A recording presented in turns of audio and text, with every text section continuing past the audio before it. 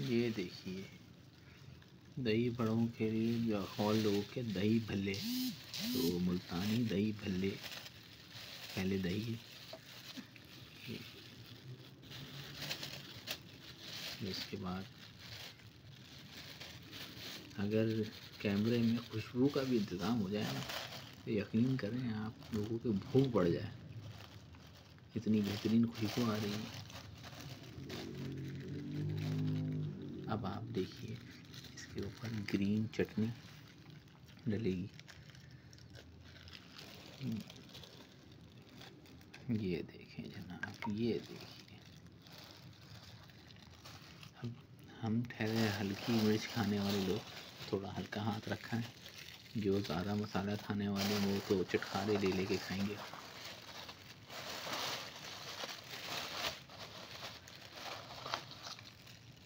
आहिस्ता आहिस्ता आपको दिखाते जा रहे हैं। अब ये देखिए, ये आई पापड़ी और अब उसके ऊपर मज़ेदार चाट मसाला। अब कमेंट्स में ज़रूर बताइएगा कि आपको ये कैसा लगा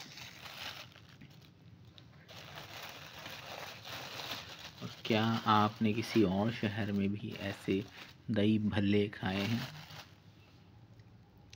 मेरे चैनल को लाइक और सब्सक्राइब ज़रूर कीजिए। अस्सलाम वालेकुम वरहमतुल्लाहि वबरकातुहू।